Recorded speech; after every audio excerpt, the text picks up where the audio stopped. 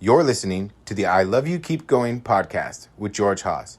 For more information, please visit our website at www.mettagroup.org. That's www.mettagroup.org. So welcome everybody. This is Meditation and Attachment Level 1. And let me just give you a little bit of an overview of how this is going to work. We are going to go over the curriculum for the Level 1 training in 3-day longs. So starting today, every 2 weeks, there's going to be another one. Each day is divided into 3 2-hour segments.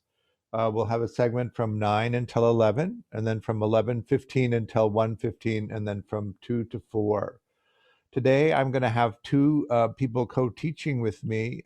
One is Laura Cosner, if you want to wave or introduce yourself. Hello.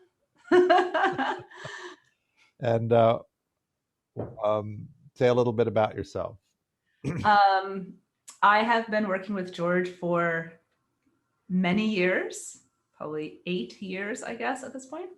And I've gone through all of this work myself. I am a student of George's and of Shinzen Young, if you guys know Shinzen. And I have gone through Shinzen's coaching training program. So I teach mindfulness on my own. I'm also an artist in my day job. That's what I do for a living. So that covers all of the bases. Okay, good. And then Zach Oldenburg. Hello, everyone. I'm Zach. I've been working with George for a number of years as well, and I do a lot of work with attachment. I'm a student of Dan Brown's, and I'm also a therapist and really into psychoanalysis and early developmental sort of theories. That's me. It's a constant battle between attachment theory and psychoanalysis. I'd like to think that we're working together.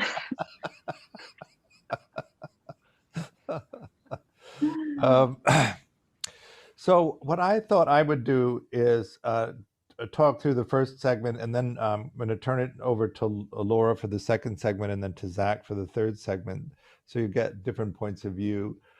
This is a Socratic system of teaching, and so what that means is that we're very happy to answer any questions. I would like you to use the little hand to raise to ask the question, and you'll notice that it's under the reactions button at the bottom of the screen. So there's a little tab that says raise hand, and you can raise your hand, and then we'll see, and we'll take them in the order that the hands are raised. Because this is a level 1 class, there's a lot of information that comes through. So at any point you have a question about it, please feel free to ask, and we're happy to answer it. We take you through a description of the early development of attachment theory, and then the meditative model for working with attachment theory, or attachment disturbances might be a better description of that. Most of the time, people who come to this class do not have secure attachment, which may be alarming or surprising to you, or maybe not. And I don't know actually where you heard about it, but I like to give an overview of the idea itself, and then also an overview of the different kinds of approaches to work with it, and then what we've landed on at Mettagroup.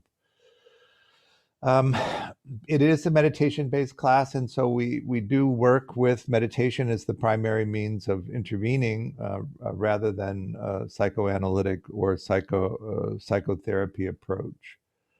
I like the meditation approach. It's always worked well with me, and so we tend to focus mainly on that.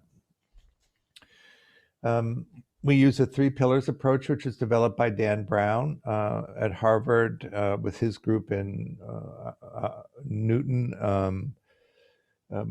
But it's a little bit different than the way that he normally frames it. Mettagroup, I guess it's 12 or so years ago now, began trying to develop a system to work with attachment.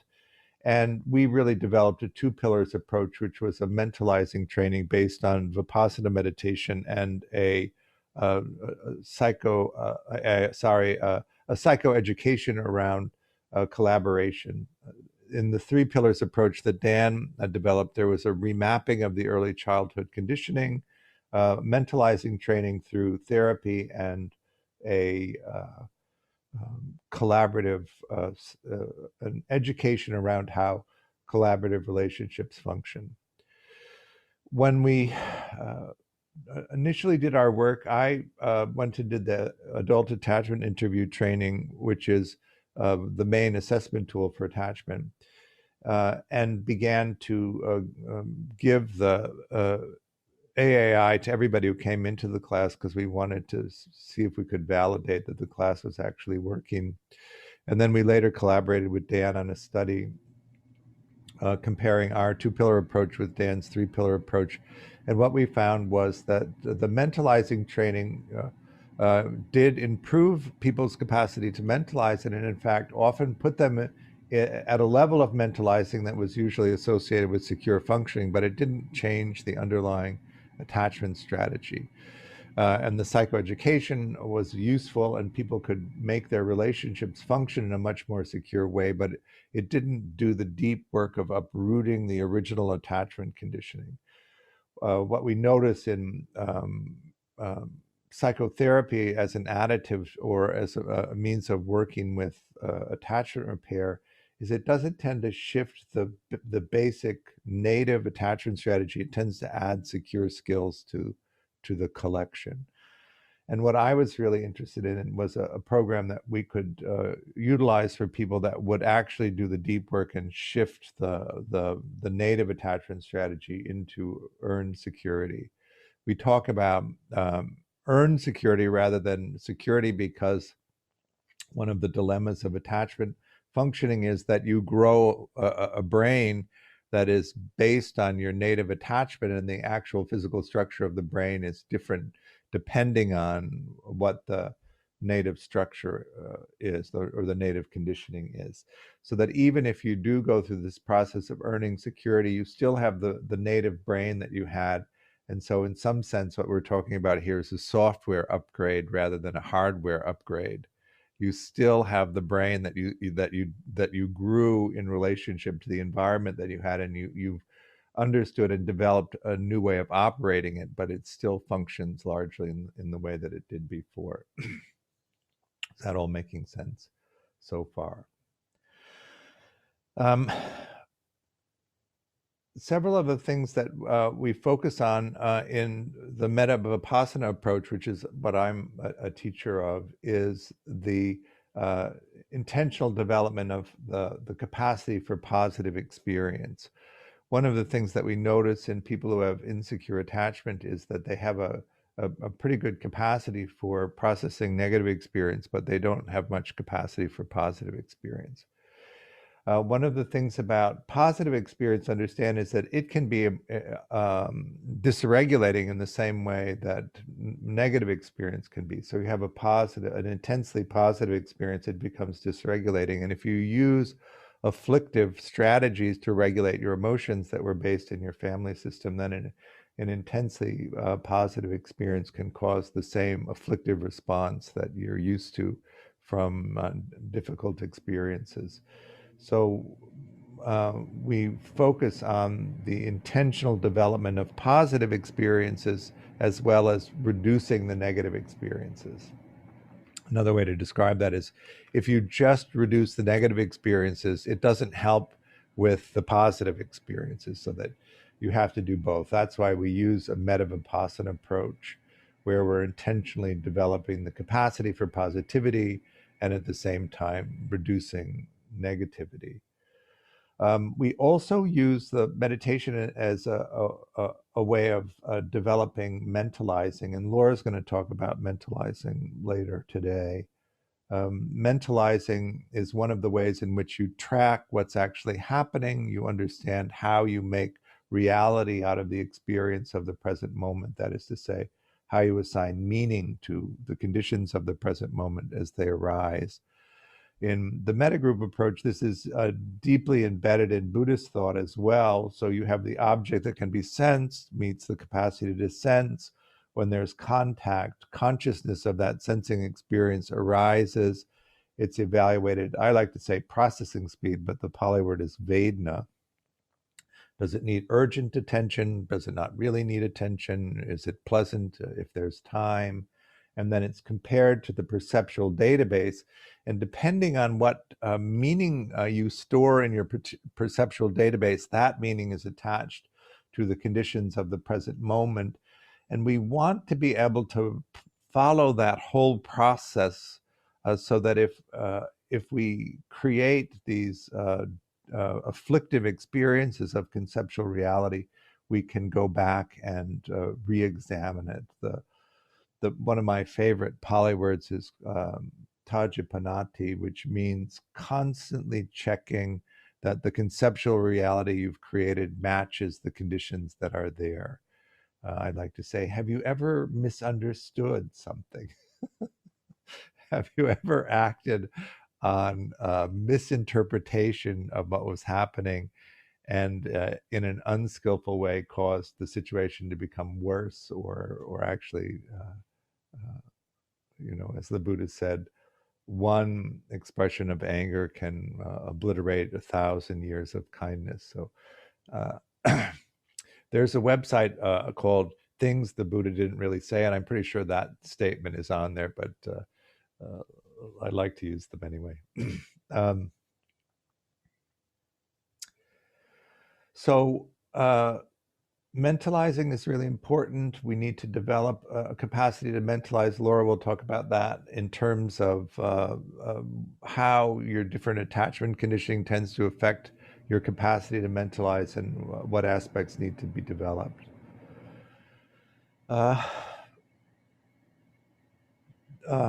Because this is a meditation-based class and positivity is so important, I usually like to start by talking about that. In Asian practice, for instance, we go, or we have been in the past gone to Myanmar to sit with U Indigasayadaw, who teaches Metta Vipassana. And teaches metta as a concentration practice, metta jhana practice, he calls it. Obviously, because there's a civil war happening there now, we can't go. But to develop high concentration states and at the same time develop a sense of positivity. One of the aspects of Eastern practice versus Western practice is that the initial practices are meant to separate the person's identification from the family group, which is more how they identify there than the way that we do here, which is already so individualistic and separate. Most of us don't primarily identify with the family group, or identify with our sense of self. To come into a place of forgiveness around that as a preliminary practice before going into developing the capacity for loving kindness. Oops, let me turn this off. I thought I had. Once we go into this piece about substantially focusing on positivity, then I'm going to give you an overview of the development of attachment theory, and then we'll take a break at 11. One of the things that we know about early attachment conditioning that leads to insecure or disorganized attachment, and that will also be explained. I think you're going to do that, aren't you, Zach, this morning? Nope. What are you going to do? The third section, I mean, I could do that this morning if you'd like, but I wasn't planning to. What are you going to cover? Oh, I'm going to cover developing positive emotion, metta. I'm going to cover emotional regulation and how it relates to different attachment strategies. Okay.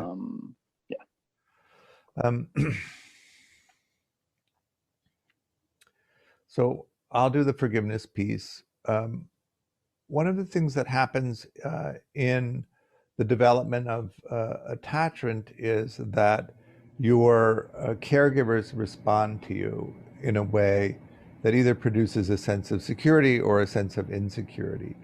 You're born, you're completely dependent on how they respond to you, and depending on how they show up creates either a sense of security or a sense of insecurity about your own capacity to get your needs met, and also about how the world is likely to respond to you. So you're an infant, you're in the crib. I don't know if you've been around infants or you remember this, but as an infant, you can't even roll over. You can't sit up. You can't feed yourself. You can't change yourself. Really completely dependent on somebody responding to you in exactly the way that you need in order to survive. We even have a built-in system where um, if we don't get care that's likely to lead to our survival, the system shuts down and we go into this kind of shutting down that actually can lead to death. You call out to the world. You know how infants call out to the world? What's the first thing that they do in order to get somebody's attention? They look as cute as they possibly can. Um, it's an instinctual thing. An infant, whenever they track movement, they smile reflexively. We as human beings see this reflexive smile and of course assume that they recognize us and they're smiling at us, but actually anything that moves, they will produce this smile. And they've actually studied it, and it's at about 42 minutes after birth that the infant begins to make the first attachment requests by this big inviting smile. But if nobody comes, they begin to look confused because they've indicated that they need care, right? With the big smile. And then if nobody comes, they whimper. If nobody comes, they intermittently cry. And if nobody comes, they cry. And if nobody comes, they tantrum.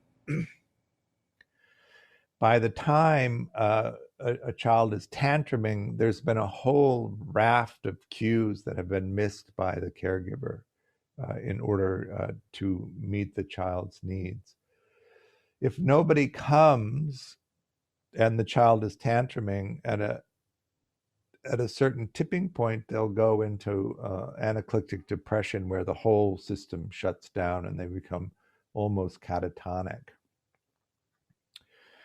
That is a huge physiological change in the brain. And if you had a childhood where that happened to you, what you'll notice is that in ordinary situations that are emotionally intense, you can just completely shut down and withdraw from the world, and it's automatic and you can't do anything to stop it. So these are the kinds of indications that you have about the kind of care that you got.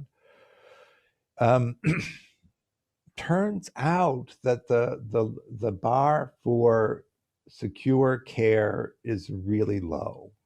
This is another thing that's often troubling for people. In the studies that Mary Ainsworth did, she found that a caregiver needs to respond in a good enough way to the needs of their infant 30% of the time or more in order for the infant to develop security. When you were in school and you got 30 on your test, what grade did they give you? So I'm going to say an F, right? So it's an astonishingly low bar, secure functioning.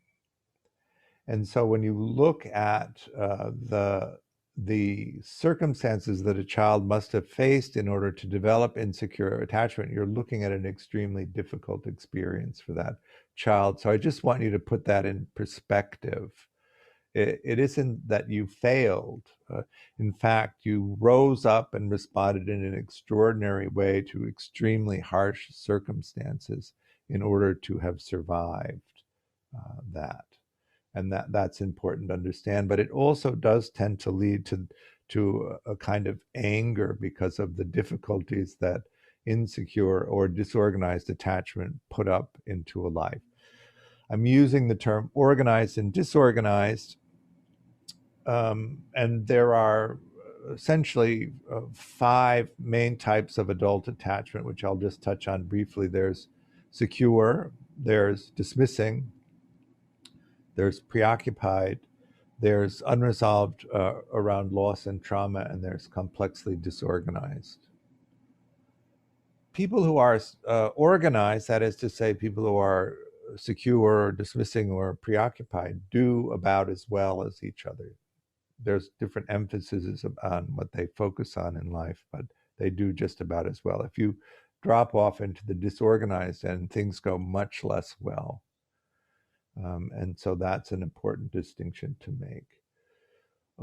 One of the things that's exciting about being in the time that we are now, as I throw out all of this stuff about the difficulties there, that this stuff is now repairable in a way that's never been true before. And so it's useful now to understand what your conditioning is, because you can now take actions to repair it and come into a place of earned security. It's totally worth doing that because it is so much easier to be in that space of earned security than in the space of insecurity or disorganization. And it is a reasonable amount of effort that pretty much anyone can do in order for that to happen. So it's not extraordinary in that sense. But if you consider that you were the little infant, the cute little bundle of joy that any reasonable person would look at and adore, and at the same time, your caregivers did not respond to it, even that minimal level, that might produce a sense of frustration or anger. And so I like to start this process of healing with forgiveness practice. So depending on your orientation and how you hold the activity of blame, maybe you blame yourself for not actually doing well enough in those extremely difficult circumstances, or maybe you blame somebody else for not doing it. What often happens in family systems where the care isn't good enough is that the care isn't good enough, and then the reaction to the care not being good enough creates a difficult situation. And so at a certain point, the levels of negative action and consequence get so intertwined, it's hard to pull them apart and make one person without blame and the other person fully encompassing of the blame.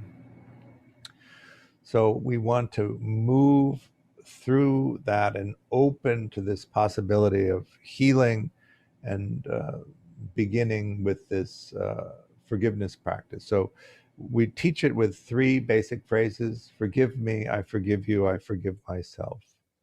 Forgive me, I forgive you, I forgive myself. Are you all familiar with this practice? It's not actually an Eastern practice, it's a Western practice.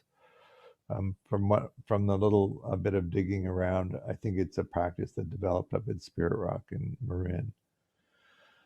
As a preliminary practice for metta practice, which we're going to spend a lot of time doing so we can develop that sense of kind, open-hearted, friendly curiosity is kind of how I think of it. So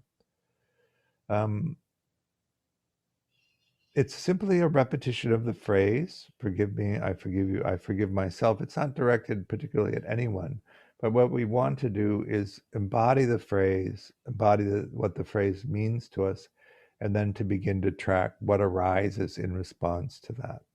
This is the nascent development of mentalizing, because you're tracking what's happening. Forgive me. This is an investigation of where you're holding responsibility or blame for yourself for actions that you might have taken. I forgive you is letting everyone off the hook. One of the things about holding people in a state of blame is that you have to hold the state.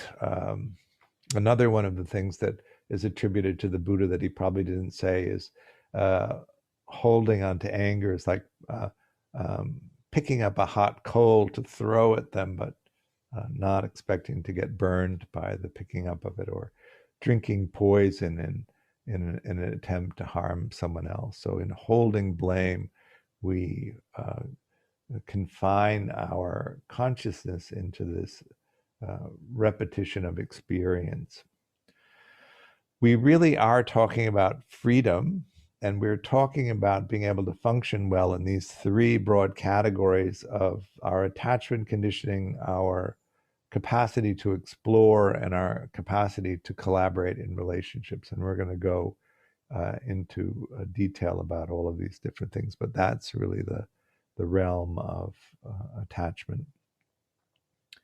The attachment activation goes off, and it compels you to seek proximity, actual physical proximity to somebody who will protect you. Exploration is where the attachment mechanism is off, and you're curious and interested in finding meaning in being alive. And then the third is collaborative relationships. Without the third piece of collaborative relationships supporting you, it's very hard to explore to the full meaningfulness that you can discover through exploration. It's too difficult to really get out at the edge of finding meaning because it can be so emotionally challenging to do so, that if you don't have a group of people that support you, you begin to limit your willingness to risk big exploration. And as you limit your own exploration, you limit the meaningfulness of life, and you can limit it to the point that you're actually in despair about life being too difficult and not having enough meaning. Forgive me. I forgive you. I forgive myself. Sometimes when we're in pain or we're distressed or we're not thinking clearly, we take actions which are unfortunate. And we can get caught up in rumination about that. Is that making sense in terms of the instructions? I want you to sit in meditation. I want you to say the phrase and then allow the experience, and then say the next phrase and allow the experience, and to not direct what comes up in any way, but present and monitoring what comes up, so that you can begin to get a sense of the landscape of how you hold this activity. Any questions before we begin?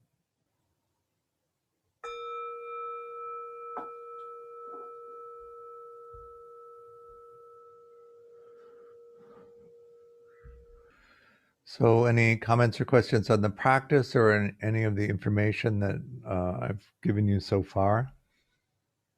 Remember, if you could use your little hand, that would be useful. Amma? Yes, thank you, George. I have a couple questions. When you were talking about the difference between the software and the hardware, you went through the different kinds of therapeutic processes and the different models between Dan Brown's and the Mettagroup. Uh-huh. First of all, one question, is there a similar upgrade between the two-pillar and the three-pillar approaches?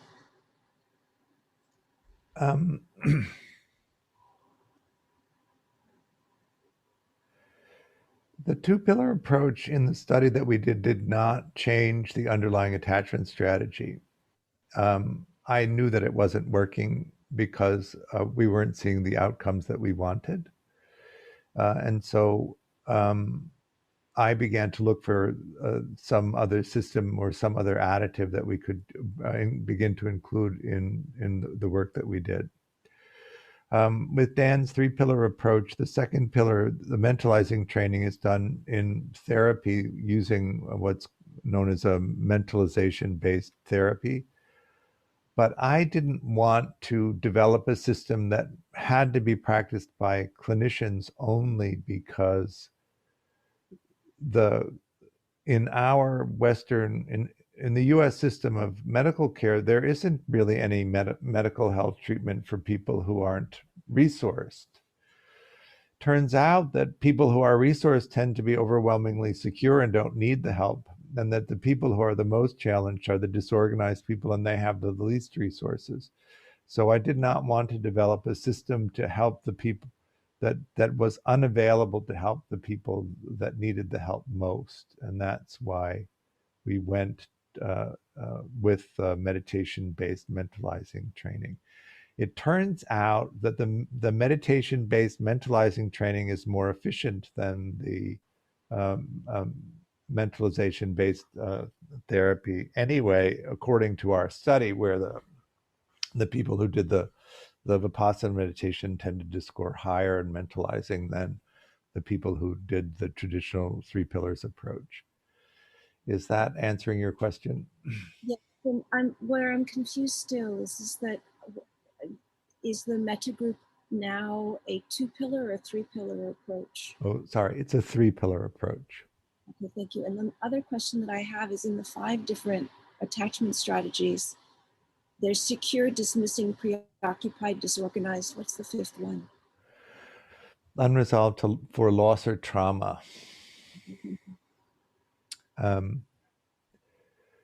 You can be secure and have an unresolved trauma that is we track this through being able to describe a coherent narrative. You can be incoherent around a traumatic event and still be secure, in which case you would be unresolved. This goes to the description of the development of the system. Originally, it was a three-way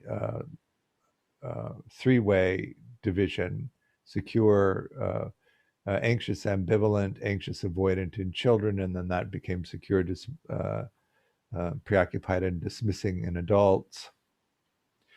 But then they found that there was a group of people when they did the assessment that didn't fall into any one of those 3 categories. And then they added the 4th category of unresolved around trauma and loss. But then they found there was still another group that didn't fit into that. And that was actually Eric Hesse and Mary Main up at Berkeley, who then came up with the designation of what they called cannot classify, because they didn't fit into the others. But then what I tend to describe as complexly disorganized. And they're people that exhibit all 3 of the main attachment strategies in one system. In the beginning, they debated whether they should use the word complex or they should use the word disorganized, and disorganized won, and so that's why it has that. But I tend to think of it as complexity. One last remaining question is that, have you seen anywhere there is a shift in the brain, that there's actually a hardware upgrade? No, actually, most of the stuff I'm familiar with is the other, that the brain stays basically the same. And what we're talking about here is the integration between the sympathetic and the parasympathetic nervous system. There's a cycle. The amygdala is the sympathetic nervous system. It relates through the parietal lobe the information to the hippocampus, which then is supposed to evaluate whether it's an accurate alarm. And if it's deemed an accurate alarm, it sends resources to respond. And if it's thought not to be, then it signals the corpus callosum to settle the amygdala down. Is that making sense? So in secure people, that's kind of the ring of fire that happens. In insecure people, it happens differently. Dismissing people are hypoactivating of the sympathetic nervous system and hyperactivating of the parasympathetic nervous system. Preoccupied people, it's the opposite. They're hypoactivating of the sympathetic nervous system and hypoactivating of the parasympathetic nervous system. And in disorganized people, it is all over the map. Anything can happen. That's one of the reasons why they're so responsive and so difficult for them. Good enough? Tanya? Hey there. So I had a question about the meditation practice we just did. Uh-huh. Um, so you had said at one point, if anger is coming up, to kind of shift from that. And I had anger coming up. So I wasn't quite sure about how to shift. So what I did was I kind of tried to embody each of the forgiveness phrases by feeling it in my body in Mhm. terms of like, really feeling forgiveness. But so is that what you meant for us to do? Yes. Okay. Just shift away from the person or the situation that's causing the anger to arise to a different one intentionally. So in some sense, you're suppressing or blocking that situation from arising and just allowing the mind then to go somewhere else. Okay, I'm sorry, I'm still a little bit confused. So like I had the anger, so things were coming up, and I was noticing certain emotions coming up, and I had different emotions. And at the point where the anger came up, yeah, I was getting kind of fixated on it. So yes, like I said, I try to drop back into my body and feel the feeling of forgiveness. Right. But there's the cognitive aspect and also the emotional aspect. And so you can either focus on a different emotional experience or you can focus on a different cognitive experience or both. Either any one of those is good. And again, when you're saying the emotional experience, it could be because there's the emotion, there's sort of the feeling of forgiveness, but then there was also the emotions that were coming up when, I was trying to do certain types of forgiveness. So, like anger or sadness could come up, right? How do you notice the state that you're in? I can sometimes there'll be certain thoughts and then I feel the emotion in my body. Okay. So if you notice that a thought is driving anger or anger is arising, then you can either switch the thought to change the emotional response, or you could intentionally focus on a different emotional experience. Either one is fine. Okay. And then again, what we're doing with this practice is noticing what's coming up emotionally, but then also really trying to really do the forgiveness practice at the same time, right? Correct. Okay. All right. Thank you. Every time experience arises, it arises in a working model, which is just a series of gists that we hold around that. And so we're intentionally infusing forgiveness into the working model. And then when it's re-remembered, the forgiveness piece is embedded in that so that when we remember it again in the future, part of the way that we remember it includes the forgiveness. And so you do the practice over and over again until the places where you are stuck holding blame are infused with enough forgiveness that when they're remembered, the forgiveness piece plays at the same time. I know.